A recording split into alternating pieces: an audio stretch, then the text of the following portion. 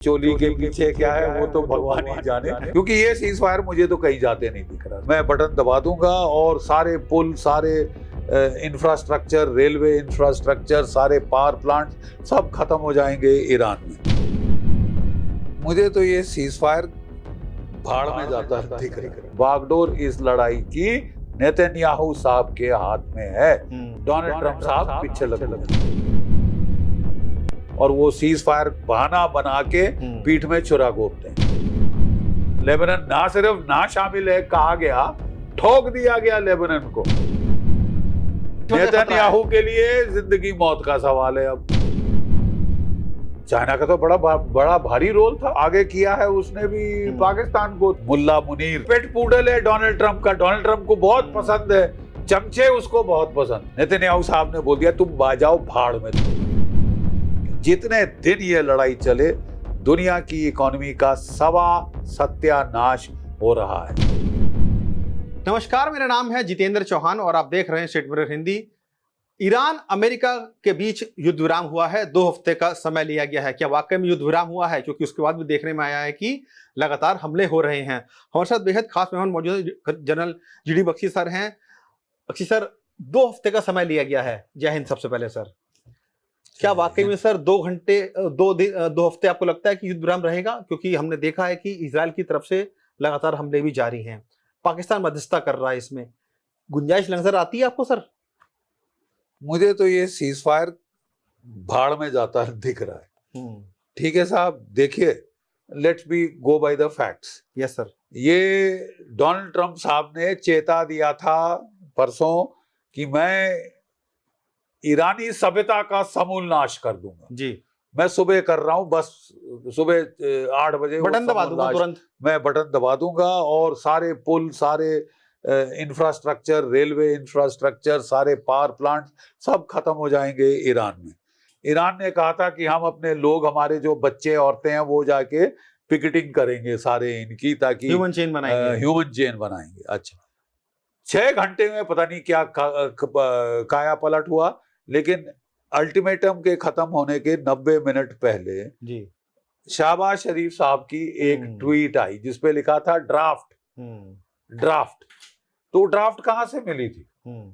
Who had given the draft? बिल्कुल sir. क्या वो draft Mullah Munir, humble servant of Donald Trump के पेट पूडल, उन्होंने ली थी डोनाल्ड ट्रंप से या किसी ओहदेदार से वॉशिंगटन में, और ये डिक्टेशन दे दिया था अपने बटलर शहबाज शरीफ को कि ये तू निकाल दो, ठीक है, और वो भी मेरे जो हुक्म मेरे आका, इसके पहले कि आप बोलो ये लो, ठीक है। तो उन्होंने जो है वो वहां पे फटाफट वो जो ड्राफ्ट थी एज ड्राफ्ट ट्वीट कर दी। लेकिन अब जरूरी है समझना कि वो ड्राफ्ट में लिखा क्या था, क्योंकि वो तो रिटन रिकॉर्ड था। बिल्कुल, सारी दुनिया पढ़ सकती है। मैं पढ़ के सुना देता हूं। I am pleased to announce that Islamic Republic of Iran and USA, along with allies, मतलब इजराइल के शामिल है, ठीक है, have agreed to an immediate ceasefire everywhere, including Lebanon and elsewhere. Elsewhere भी डाल दिया, मतलब हमास, हौती शौती सब शामिल है। इफेक्टिव इमीडिएट, ठीक है साहब। ये तो ट्वीट थी उनकी, ये पहले ड्राफ्ट में आई, फिर ये रियल में आई। उसके बाद डोनाल्ड ट्रंप साहब की की ट्रूथ सोशल की पोस्ट आई, I agree to suspend the bombing and attack of Iran for a period of 2 weeks. This will be a double sided cease fire. इसका क्या मतलब था? ये तो उनकी शब्दावली है। लेबनान का नाम तो नहीं लिया, बट साउंड कर रहा है कि वो लेबनान का बोल रहे हैं। तो ये है साहब रिटन रिकॉर्ड। अब भाड़ में गया रिटन रिकॉर्ड। मिनट्स के अंदर नेतन्याहू साहब ने बोल दिया मैं तो कोई लेबनान इसमें शामिल नहीं है। बिल्कुल क्लियर कट, किसी ने मेरे से नहीं पूछा बिल्कुल लेबनान शामिल करने के लिए। और जो सबसे भीषण अटैक था अभी तक लड़ाई में जो लेबनान में हुआ, वो उन्होंने करके 250 मार डाले एक दिन और 1000 से ऊपर घायल कर दिए। ठीक है साहब, ये लो सीज फायर। तो पहले तो कंफ्यूजन चल रहा था, ये ईरान ने भी पलटवार किया और बिल्कुल। जो ईस्ट वेस्ट पाइपलाइन है सऊदी अरेबिया की, जी जा रही है जो। जहां से वो गल्फ के हॉर्मुज से तेल बचाकर रेड सी के जरिए निकाल रहे थे, उसको उड़ा दिया। है। ठीक है साहब। और ये जो है ड्रामा, देखिए एक चीज फैसला करने वाली है, इस लड़ाई को कौन कंट्रोल कर। बिल्कुल, सबसे बड़ा सवाल यही उठ रहा है सर। मूल बुनियादी सवाल आज दुनिया को ये समझना पड़ेगा कि ये लड़ाई का बागडोर नियंत्रण किसके हाथ में है। बिल्कुल। डोनाल्ड ट्रंप के हाथ में है या नेतन्याहू के हाथ में है। मैं तो पहले दिन से कह रहा हूं कि बागडोर इस लड़ाई की नेतन्याहू साहब के हाथ में है। डोनाल्ड ट्रंप साहब पीछे लग्गू हैं। और उसका कारण भी कुछ और ही है। नहीं, कारण ये है कि देखिए साहब, अब वो कारण जो आप मैं समझ रहा हूं आप कहाँ इशारा कर रहे हैं, लेकिन बहरहाल हमको जाना है फैक्ट्स के ऊपर, जो कि ओपन डोमेन। बिल्कुल। क्या है पीछे, पर्दे के पीछे क्या है, चोली के पीछे क्या है, वो तो भगवान ही जाने। लेकिन मैं कहना ये चाहता हूं कि मुझे लग रहा है कि जो स्टेक्स हैं जी, वो डोनाल्ड ट्रंप साहब के इतने एग्जिस्टेंशियल स्टेक नहीं, जिंदगी मौत का सवाल नहीं है उनके लिए मिड टर्म इलेक्शन का सवाल है। और इम्पीचमेंट नेतन्याहू के लिए जिंदगी मौत का सवाल है अब। बिल्कुल। और वो कह रहे साहब मैं तो लड़ूंगा, तुम जाओ भाड़ में, क्योंकि उनके लिए तो सर बिल्कुल अब एंड की लड़ाई आ गई है, खत्म, या तो जिएंगे या मरेंगे। वही जिंदगी मौत का सवाल मैंने बोला ना। बिल्कुल। तो देखिए साहब, मैं कहना ये चाहता हूं कि अब जो डोनाल्ड ट्रंप हैं उनको फैसला करना पड़ेगा, और उन्होंने फैसला फट से कर दिया कि हाँ साहब लेबनान शामिल है, नहीं शामिल है, नहीं शामिल है, हाँ नहीं शामिल है इस सीज फायर में। हालांकि पहले बिल्कुल कुछ और कहा गया था। अब ईरान क्वाइट जस्टिफाइड है। कल पता नहीं बातचीत होती है कि नहीं होती, अभी मुझे तो उस पर भी सवालिया निशान दिखाई दे रहा है कि इस्लामाबाद की क्या वैल्यू है एज एन इंटरलोक्यूटर, कि अगर उसने कहा लेबनान शामिल है, और लेबनान ना सिर्फ ना शामिल है कहा गया, ठोक दिया गया लेबनान को बुरी तरीके से सर, बुरी तरीके से मार 1500 से ज्यादा लोग सर मारे जा चुके हैं वहां पे, मारे जा चुके लोग घायल हैं। और वो तो फिर मतलब कैसा सीज फायर, ये इंटरलोक्यूटर क्या कर रहे हैं, और कैसा सीज फायर, मध्यस्थता, आपकी क्रेडिबिलिटी क्या है, बिल्कुल खत्म हो गई। इजराइल सर बिल्कुल कंटिन्यू क्लियर शब्दों में कह चुका है कि पाकिस्तान से हमारे संबंध अच्छे नहीं है, और हम चाहते भी नहीं कि पाकिस्तान हो, लेकिन वो मजबूरी इस तरीके से आ गई कि चाइना ने, मजबूरी कुछ नहीं, वो पेट पूडल है डोनाल्ड ट्रंप का, डोनाल्ड ट्रंप को बहुत पसंद है, चमचे उसको बहुत पसंद है। ये चाइना का भी रोल सर इसमें नजर आता है आपको? चाइना का तो बड़ा भारी रोल था, लेकिन बैकग्राउंड रोल था। आगे किया है उसने भी पाकिस्तान को, तू है पूडल, तो तेरे को ऐसे ऐसे पुचकार दे तो तू भौंकना शुरू कर देता है। ये तो भौंकना शुरू हो गए हैं अभी से। लेकिन साहब देखिए, मैं let me make some quick point. एक मिनट मुझे थोड़ा बिल्कुल वक्त दीजिए, मैं आपको समझा दूं। देखिए साहब, डोनाल्ड ट्रंप जो कि आमादा थे परसों तक, रात तक, कि मैं 6 घंटे सीज फायर खत्म होने की अवधि के पहले तक, कि मैं तो इनकी सभ्यता का समूल नाश करूंगा। फिर उन्होंने पलटी क्यों मारी? उन्होंने पलटी मारी बड़े सिंपल रीजन कि मिड टर्म इलेक्शन नवंबर में आ रही है, उनकी पॉपुलैरिटी डाउन डाउन डाउन जा रही है, तेल की कीमत अप जा रही है, $2 प्रति गैलन से बढ़ के 4 और 5 के बीच में अटक गई है, और ऊपर चढ़ते जा रही थी। ठीक है। और फिर जो पेट्रोल के दाम थे इंटरनेशनल मार्केट में, वो $120 प्रति बैरल पहुंच गए थे। बिल्कुल सर। और अगर ग्लोबल प्राइसेस जाएं तो अमेरिका में भी प्राइसेस बढ़ रही है सर, काफी बढ़ रही है। इन्फ्लेशन अमेरिका में बढ़ रही है। फर्टिलाइजर के दाम 42% बढ़ गए हैं, यानी कि खाद्यान्न, फूड ऑन द टेबल की प्राइस बढ़ती जा रही है।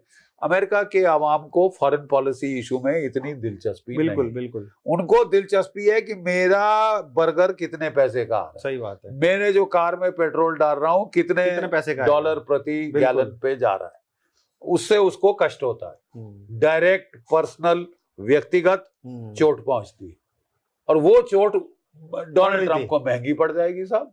पड़ रही थी सर, अभी भी पड़ रही है, अभी तो पड़नी है असली।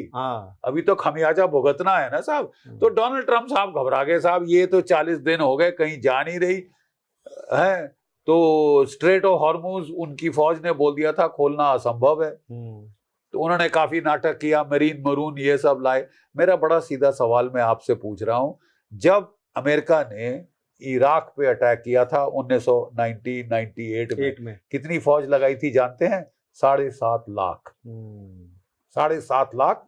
ईरान 1/4 साइज है ईरान का, रेगिस्तान है, कहीं कवर नहीं है, वहां पहाड़ हैं, एल्बस जैगरस सारे पहाड़ हैं।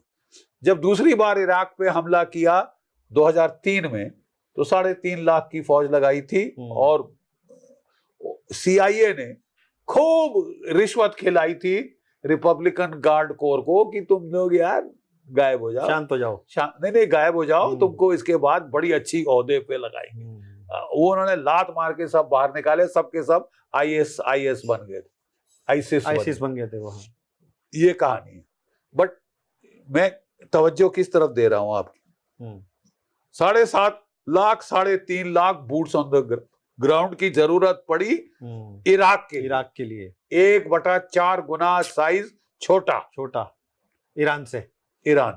अब आप समझते हैं कि आप ईरान में रिजीम चेंज कर देंगे केवल हवाई हमलों से? वो तो पॉसिबल नहीं, वो तो खत्म ही हो गया। फिर जब आपने ग्राउंड पे करने की सोची, आप लाए 5,000 मरीन, आप लाए 10,000 एयरबोर्न 81 एयरबोर्न के लाइट ट्रूप्स पैराट्रूपर और कोई 4,000 स्पेशल फोर्सेस, यानी टोटल 20,000 हो गए। अबे जब 7.5 लाख चाहिए था इराक के लिए, छोटी सी कंट्री के लिए, तो 20,000 में आप क्या नहाओगे, क्या निचोड़ोगे? स्ट्रेटेजी पूरी तरीके से फेल हो गई जितनी भी उन्होंने बनाई सर। कहीं स्ट्रेटेजी तो फेल हो गई, उसमें तो कोई शक ही नहीं था। लेकिन ईगो है बड़ी चीज, मानते नहीं। बड़ी खुशी हुई हमको कि चलो इन्होंने अपनी ईगो स्वॉलो करके यथार्थ पे आ गए हैं। लेकिन साहब वो कितने इंडिपेंडेंट एक्टर हैं, अब ये देखना होगा। प्रेसिडेंट ऑफ यूनाइटेड स्टेट्स कितने फ्री हैं इस मामले में? क्या वो फैसले ले रहे हैं या नेतन्याहू? मेरे हिसाब से तो शुरू से लड़ाई शुरू करने का फैसला नेतन्याहू साहब का था और ये भी फैसला नेतन्याहू साहब का है। वो पीछे लग्गू की तरह चले आ रहे हैं। अगर नेतन्याहू साहब का फैसला है तो ये लड़ाई बंद नहीं हो रही साहब, लिख के ले लीजिए। वो तो लगातार हमले कर रहे हैं सर, अपना लिख के ले लीजिए और कल तक का ड्रामा देख लीजिए। कल शायद कोई उम्मीद आती है आपको कल की उसमें? अगर जैसे मुझे तो साहब बहुत शक है कि कल कोई मीटिंग होगी कि नहीं। ये भी पॉसिबिलिटी नहीं है अभी। ये भी पॉसिबिलिटी है कि वो मीटिंग ही कैंसिल हो जाए। ठीक है, हो सकता है कि लोग सोचे चलो यार एक ट्राई तो कर दें, क्योंकि किसी के थ्रू बात करने में गफलत हो जाती है, तो डायरेक्ट टॉक करके देख लें। सर एक चर्चा ये JD Vance साहब अगर टॉक्स को लीड कर रहे हैं तो वो वाइस प्रेसिडेंट है, उनको भी तो इलेक्शन लड़ना। बिल्कुल उसी तो पे क्या वो बिल्कुल केविन करते दिखेंगे? मुझे तो ना, ये पहले तो मेरे को डाउट है कि टॉक्स होंगी या नहीं। अगर होती हैं तो क्या आउटकम होगा, मुझे तो मैं बहुत निराश हूं इसके बारे में। हाँ, ये एक चीज पक्की है जी, जितने दिन ये लड़ाई चले दुनिया की इकोनॉमी का सत्यानाश हो रहा है। क्या कर सकती है दुनिया इसका?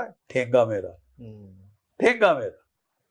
नेतन्याहू साहब ने बोल दिया तुम जाओ भाड़ में, तुम्हारी इकोनॉमी जाए भाड़ में, कोई मतलब नहीं है, मेरे को कोई मतलब नहीं, मेरे को अपनी जिंदगी मौत की लड़ाई लड़नी साहब। मैं अपने शौक पूरे करूंगा, जब तक मेरा मन नहीं मानता मैं नहीं करूंगा, और डोनाल्ड ट्रंप साहब को मेरी माननी पड़ेगी। तो दुनिया क्या कर सकती है साहब? हम केवल रो सकते हैं, हाथ मल सकते हैं। सर आप अमेरिका को बहुत अच्छी तरीके से सर जज करते हैं, उनको एनालिसिस करते हैं। क्या जो अमेरिका में इस वक्त चल रहा है, क्योंकि सर बात ये बताई जा रही है कि डोनाल्ड ट्रंप साहब को अब इस बात का खतरा भी हो गया था कि जिस तरह की पूरी युद्ध में उन्होंने हार झेली है, तमाम फैसले गलत हुए, उनको इम्पीचमेंट का खतरा उनके ऊपर लगने लगा था उनको, और शायद वो नैरो डाउन इसीलिए हुए हैं। आपको लगता है कि इम्पीचमेंट भी उनके खिलाफ हो सकता है? क्योंकि जिस तरीके से सांसद वहां के आवाज उठा रहे हैं और मिड टर्म इलेक्शन आने वाले हैं, उससे पहले शायद इम्पीचमेंट हो जाए उनके खिलाफ। नहीं, इम्पीचमेंट होगी तो जब मिड टर्म इलेक्शन में पिट जाएंगे, उसके बाद इम्पीचमेंट, जब वो लेम डक हो जाएंगे तब इम्पीचमेंट हो सकती है। लेकिन देखिए साहब, ये अब प्लीज विरोधाभास समझिए ना।